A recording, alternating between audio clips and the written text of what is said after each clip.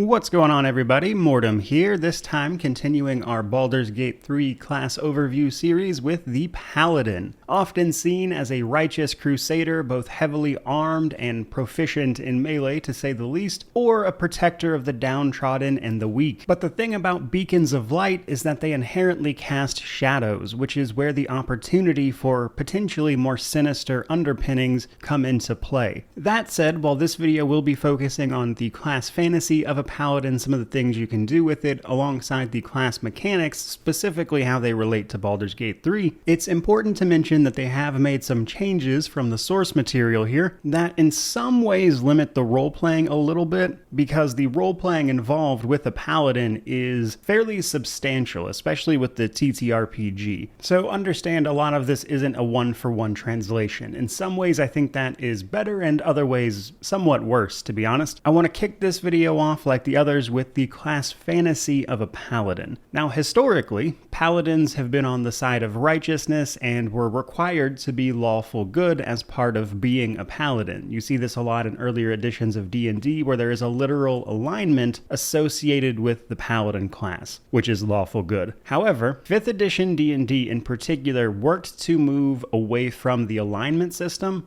alongside even complete devotion to a deity here. And while a lot of that still exists, which we'll talk about in just a second, I think it's important when you're talking about a Paladin in 5th edition D&D to understand that for the sake of capturing the nuance of what a Paladin is or can be, a fair amount of that has been stripped away, so to speak. It is very possible, albeit rare, for a Paladin to be very much so evil. With that in mind, let's talk about the overview of it here. Very much so, Paladins are, at least the vast majority of them, defenders of the weak and beacons of holy righteousness who attempt to mete out justice to sinners and fight evil wherever it may be. Typically speaking, this power is granted by a deity, and depending upon the oath they swear, the exact nature of their service and the morality of it can differ quite a bit. But again, for the most part, this is a class that pushes you towards being righteous and everything that goes along with that, while at the same time being heavily armored and dealing quite a bit of damage, which plays pretty well into that standard holy warrior archetype.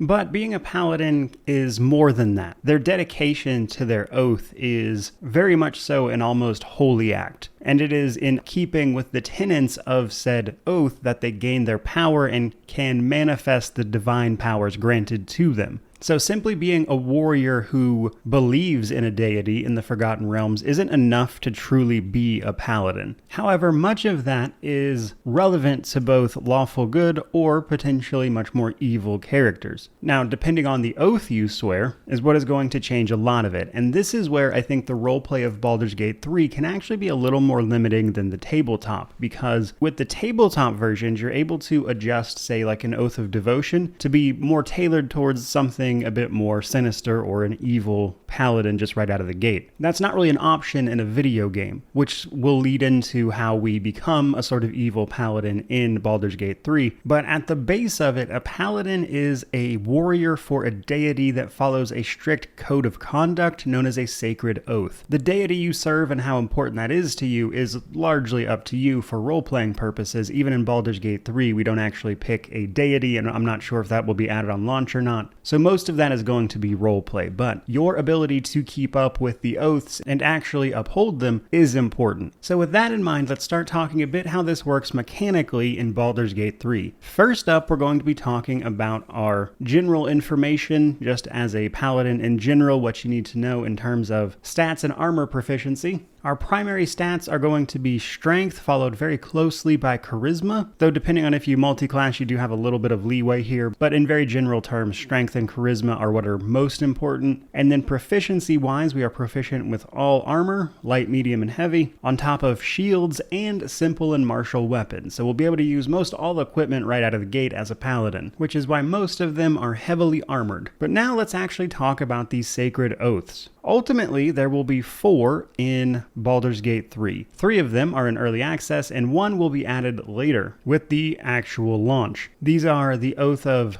Devotion, Ancients, Vengeance, or the last one, Oathbreaker, which is to say you didn't uphold your oath, which means your power with that oath was taken from you and replaced with something else. While I won't go over every single power available to every single oath, as the roleplay I think in this instance is more important, the oaths can be divided into a few important things. 1, the tenets that is required to uphold them. An Oath of Devotion Paladin, for instance, is bound to uphold the ideals of justice, virtue, and simply order. So doing things that would go against that would strip you of your oath. The Oath of the Ancients is more about mercy and being a beacon of hope to the desperate, as an example, which is a subtle difference, but still important. But then we have things like the Oath of Vengeance, which are more about swearing to take vengeance upon those who have committed especially grievous sins. This particular oath is less about protecting the weak and upholding righteousness as it is punishing wrongdoers. Beyond just the tenets, however, these oaths will grant us individual powers as they are effectively our subclasses. For starters, each oath will grant you a small list of extra spells, as paladins are half casters. However, each oath also gives us the ability to channel our oath. In the tabletop version, this is known as Channel Divinity, and in Baldur's Gate 3, it is known as Channeling Oath. This will give you a variety of powers, and this is probably a good time to mention that Baldur's Gate 3 has a pretty big variance in how you choose an oath when you level up here versus the tabletop version. In Baldur's Gate 3, you pick a subclass right at level 1, or at least an oath to uphold, which will give you a couple of small features right out of the gate. In the tabletop version, you actually don't pick your subclass until level 3 as a paladin. So many of our abilities that come with channeling our oath, we still don't get until level 3, even though we pick the oath right at level 1 and get some small powers to go with it that are separate. Channeling our oath usually gives us one of a couple different options that, at the cost of some action type or another, will grant you some unique effect, which will vary by oath. For instance, the Oath of Vengeance can channel divinity to gain advantage on attack rolls against a target for 1 minute or until it drops,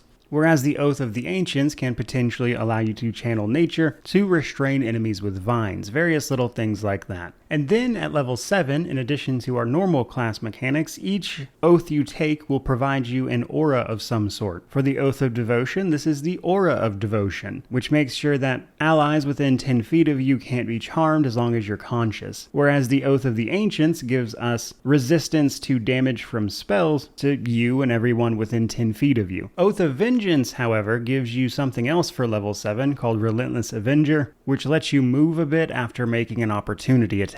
That said, now I want to talk about Oathbreaker very specifically, because in Baldur's Gate 3 it is absolutely possible to break your oath, and because we have to pick one of the oaths available to us right at the beginning, we're kind of immediately role-playing as a good paladin no matter how you spin it. And then you have to make the conscious decision if you want to be an evil paladin to do something that would break your oath, like say kill someone or steal or lie to someone, swear to protect them and then kill them, just generally evil things to do. It will vary a little bit by what oath you took specifically, but generally just be evil and you'll wind up breaking it. However, you have 2 options at this point. You can perform a penance of sorts by paying the Oathbreaker Knight who shows up when you break your oath, which will restore your oath and thus your powers, or you can let the Oathbreaker Knight remake you as an Oathbreaker Paladin, opening up our 4th subclass, which will grant you abilities and spells more befitting of someone who is no longer upholding their sacred oath, but rather having fallen to darkness. And while I think this is very cool, I do think it undercuts some of the potential role-playing of just immediately playing a paladin that is simply working for an evil deity, which isn't a big limitation, but it is there. From there, though, let's talk about the rest of the paladin's class mechanics, because really we're kind of just getting into it. Right out of the gate, a paladin will be able to use Divine Sense and Lay on Hands. Lay on Hands allows us to either heal someone or cure poison or disease at the cost of Lay on Hands charges. How many times you can do this and how effective it is will increase as you level up, but then we have Divine Sense. Divine Sense is actually reworked from the tabletop version. In the tabletop version, Divine Sense is simply the ability to detect celestial or fiendish creatures and know exactly what type of fiend or angel it is. You can also even detect places that have been consecrated or desecrated. However, in Baldur's Gate 3, what this actually allows you to do is gain advantage on your attack rolls against celestials, fiends, or undead, which simply makes them easier to hit. So a bit different there, though arguably more useful in a video game. Now at 2nd level, Paladins also get to pick one of 4 fighting styles, either defense, dueling, great weapon fighting, or protection. These are going to let you specialize in a type of fighting and also gain benefits for doing so. Defense simply gives you a +1 to AC. Dueling gives you a +2 to damage rolls if you're using a one-handed weapon and nothing in your offhand.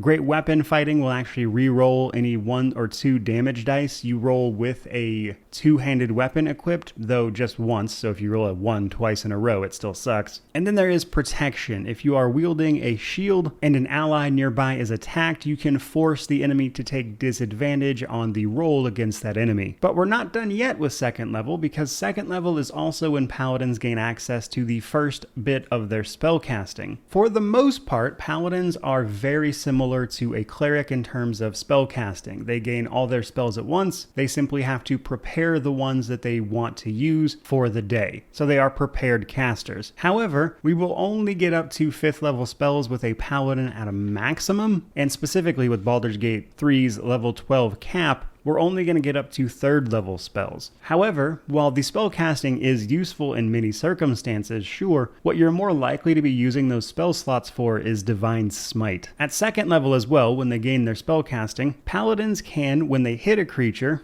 with a melee weapon attack, expend one of their spell slots to deal radiant damage to that target in addition to the regular hit. This is 2d8 initially, but as you start learning higher spell slots, you can expend higher level spell slots, like a 2nd or 3rd level one, to increase that damage by another d8, though this does max out at 5d8. However, you get another 1d8 if the target is undead or a fiend. Now in Baldur's Gate 3 specifically, you can set up your reaction window to prompt exactly how you would like to deal with this, and you can either set it up to ask you very specifically, or you can choose a Paladin icon that can be added to your hotbar that will let you just activate Divine Smite as an attack without you having to worry about the game asking you or anything. So you can either activate it as an ability when you attack, or simply let the reaction do its thing as well. Then at 5th level, Paladins will gain the extra attack that pretty much every martial class gets at 5th level. Then at 6th level, we pick up Aura of Protection, which will allow ourselves and nearby allies to add the Paladin's Charisma modifier as a bonus to any saving throws, provided the Paladin is conscious. Then at 10th level, they pick up Aura of Courage, which makes you and friendly creatures nearby immune to fear effects or becoming frightened. Then at 11th level, we pick up Improved Divine Smite. This adds 1d8 radiant damage as a baseline to your melee attacks. You don't have to activate Divine Smite anymore to get that baseline effect. If you choose to activate Divine Smite as well, though, it's in addition to that regular damage. So at this point, all of your attacks will at least be doing an extra 1d8 radiant damage. Now with the level cap of 12, that is pretty much everything to expect from a Paladin mechanically, which brings us to how playing a Paladin actually feels. Now overall, I would say the heavily armored, melee-oriented Paladin is very much so the way to go. Almost all of their mechanics specifically revolve around melee combat. For instance, Divine Smite technically doesn't work if you're using a bow, as it has to be a melee hit. And that, combined with all of their defensive abilities, such as all of their auras that can protect nearby allies, they are ideally suited for either front row DPS or a tank. Either or really can work, as they can deal incredible damage. Just with Divine Smite and a two-handed weapon, if you get a lucky crit, you can hit for like 50 damage at level 2, which is huge. So their damage potential is very much so there, but because of all their defensive abilities and support, they can also play the role of a party tank. And combined with their spell casting, they even have a little bit of support potential thrown in there. And just that stuff is really what makes Paladin such a popular class, even outside of their class class fantasy because mechanically they are a very strong class that can do a lot of things. Basically, as long as you're not trying to hit something with a bow, you're pretty much golden. And then a lot of the nuance to playing them comes down to knowing when it is better to do things like hit with Divine Smite or cast a spell to aid your allies. And it's a bit of a balancing act of those two things typically, and how well you manage to juggle being either damage, a tank, or potentially a little bit of support is what's going to make the biggest difference when it comes to actually playing as a paladin in combat. But with paladins, there also comes the role-playing aspect of playing a paladin, which is down to how you treat and talk to people, because as I mentioned, it is very possible to break your oath, and if that's not something you want to do, you need to make sure you are picking